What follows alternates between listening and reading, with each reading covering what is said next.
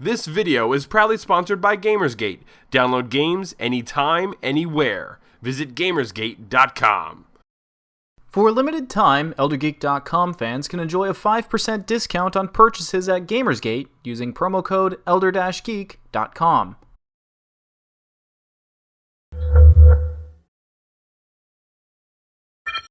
Welcome to Elder Geek's Elder Speak. Today is March 4th, 2013. By the time you're watching this, it's probably March 5th, 2013. My name is Randy Asenchak. I'm the editor of ElderGeek.com. If you're unaware of what Elder Speak is, it is a irregular topical news show where you'll hear me kind of spout out my 2 cents on daily news and whatever I happen to be playing at the moment.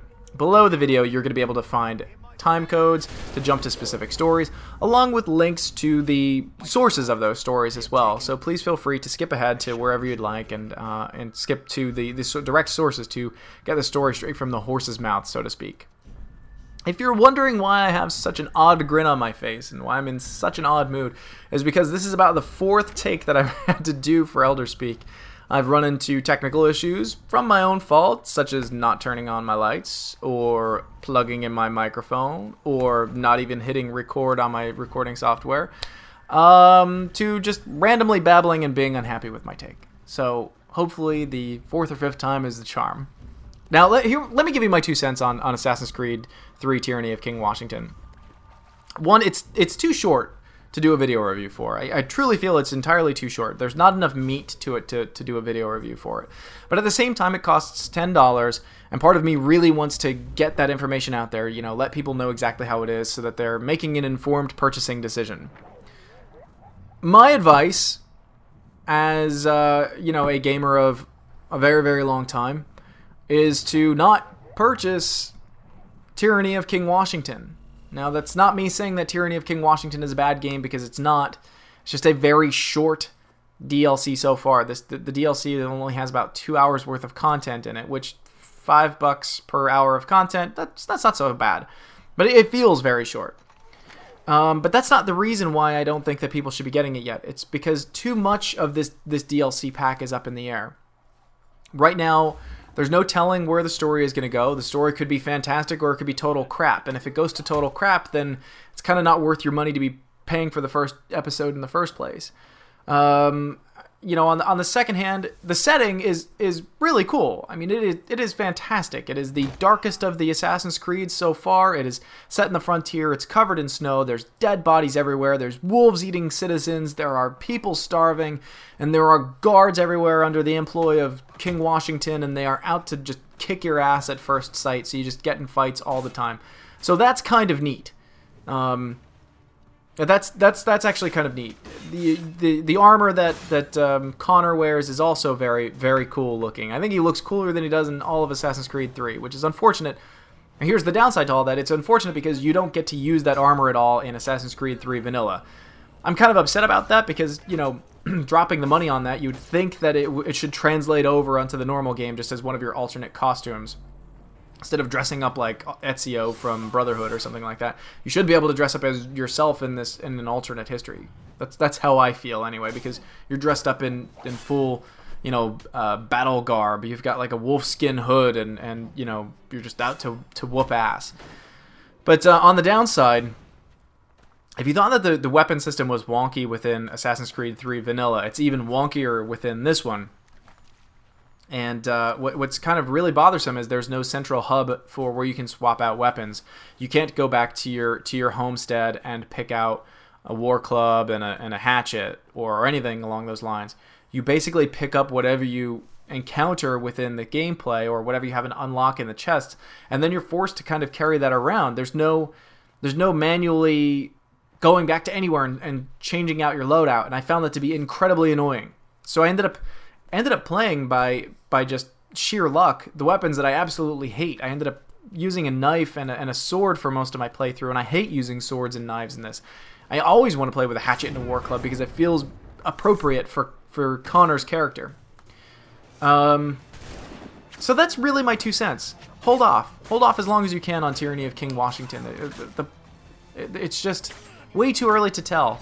I would honestly wait until the entire DLC series is done before you even consider picking it up. And by then, Assassin's Creed 4 might be out. by then. So who knows? Who knows? So anyway, moving on into the next topic is Assassin's Creed 4. Assassin's Creed 4 is touting to be the first open world Assassin's Creed game, which is cool because I had thought that the original Assassin's Creed game was going to be that way.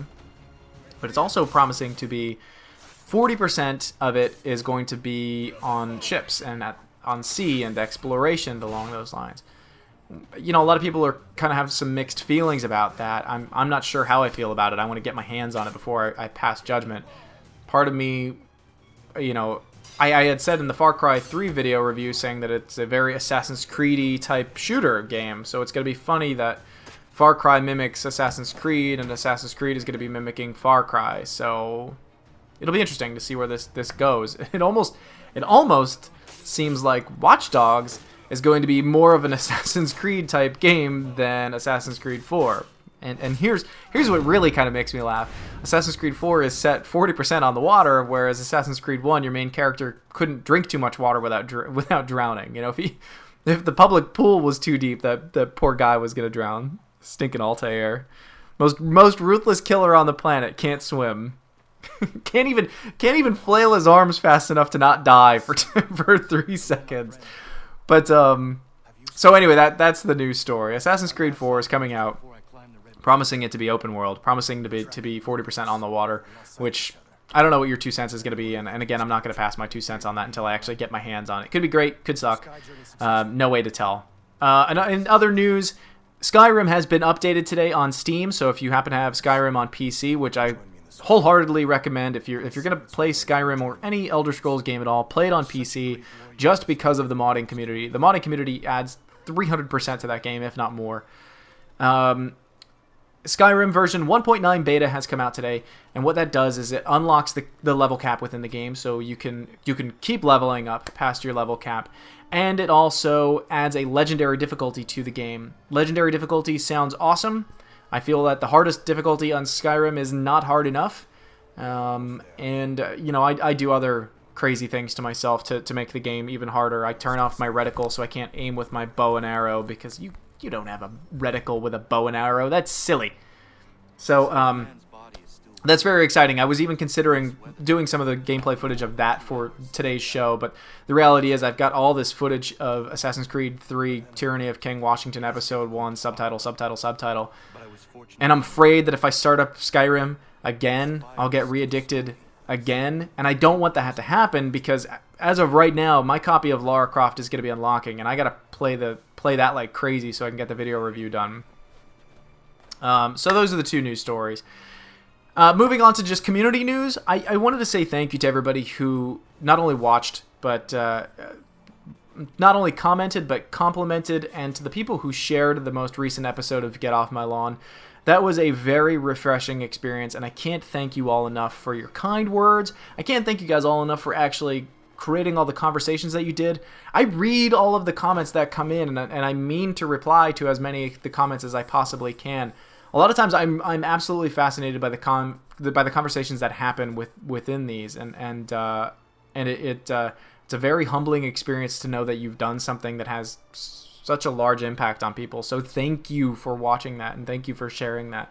I caught it in a couple of places on Reddit and a couple of places, I think, like on N4G and some other places. So to whoever shared it, awesome. Thank you very much. That is a big help. And to all the new people that found out about us through that, welcome. I hope you enjoy the rest of our videos. And as you can see, this is hopefully the retooling of Elder Speak. I'm tinkering with this new format of having video on screen. I'm trying to have this be a more regular occurrence. I probably can't do it as regularly as I did before just because of obligations within my own personal life. Yeah, so that's that. Thanks everybody for that. It was a very refreshing experience. I had a little bit of a crappy week last week, and so because of my crappy week, I needed to just, you know, expunge all of this frustration, and a lot of that came out in that most recent Get Off My Lawn, and it's been a very inspirational experience, and I'm very excited about doing my next Get Off My Lawn as well, so hopefully that comes soon. Now, I can't promise it very, very soon because I got a couple of very busy weekends coming up. Speaking of ongoing projects, everybody should hopefully still be excited about 25 games for my son. It is still in the works. It is still coming.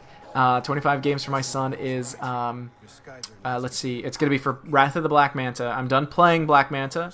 I captured all the footage that I need. I captured every single second of the game. And I hammered out a very solid script, a script that I'm happy with.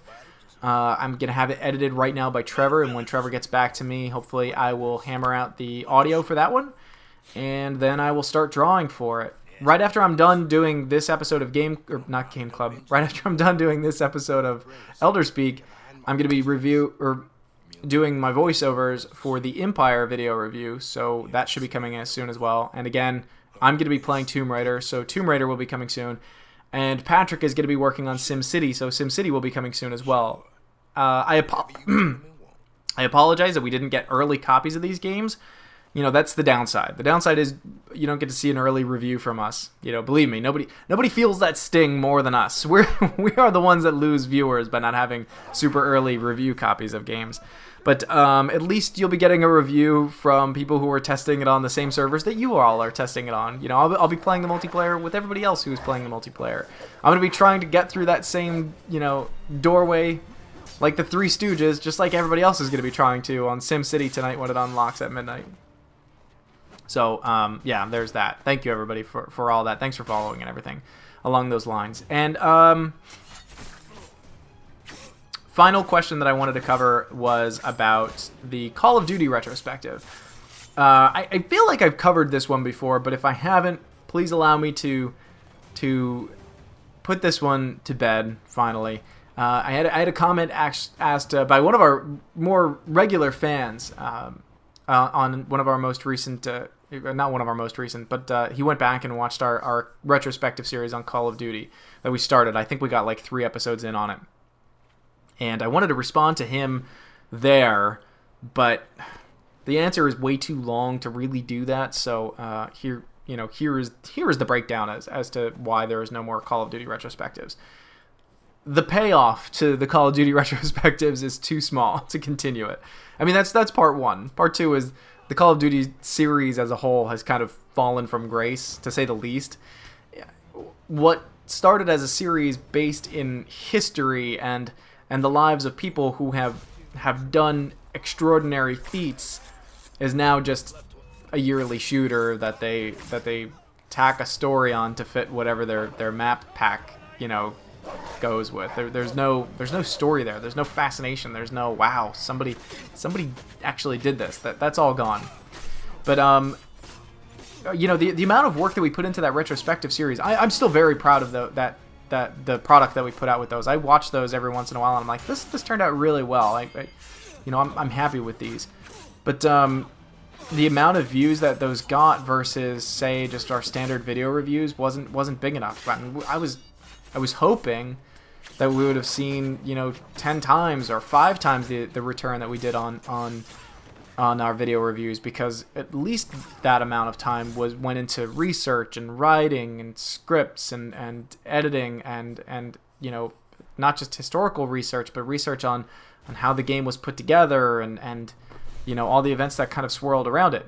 So I mean, that was really it. The risk versus reward was too great. We put a lot of time and effort into it and didn't quite get enough back from it. So it really was just a matter of it became more worth our time to do as many video reviews as we could, because we were getting more fans that way and we were getting a better response that way than we were, spending dozens, if not hundreds of hours on each episode of that retrospective.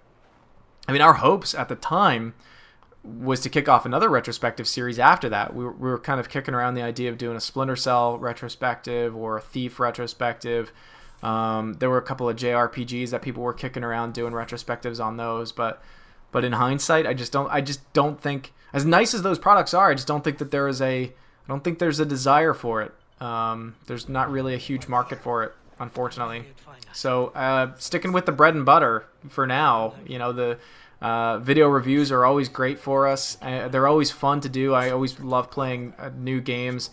By the way, playing terrible games, people don't know this, but playing terrible games that we give don't bothers to, oh man, that really takes it out of you.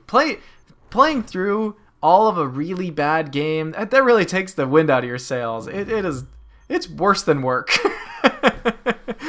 But so anyway, we're gonna continue doing video reviews. 25 games from my son is gonna, of course, continue and Get Off My Lawn as well, and then of course Game Club, which I love. I love doing Game Club, and I hope more people partake in that as well, because we get to play a lot of games that I would never have the time to set aside to play. So I love Game Club. And of course, now this. I'm hoping to retool Elder Speak and hopefully do it more regularly. I can't do it as regularly as I used to be able to, just because of personal obligations and work and other video reviews that actually need to get done. So I'm going to be doing it as often as I can, but I can't promise a daily entry for it, so I'm very sorry. Anyway, that ought to do it for me today. If you guys have any comments or questions, please feel free to send them to info@eldergeek.com. Send them on Facebook. Send them through Twitter. Drop them down on here on the comments. I'll pull questions from here as well and try to answer as many of them as I possibly can. Heck, that might actually be easy subject matter for future Elder Speak. But thanks everybody to all of our fans, old and new. Thanks for sticking with us, and hopefully we'll be able to start bringing you guys more of those early reviews. But that's it for me. I will talk to you all soon. Take care.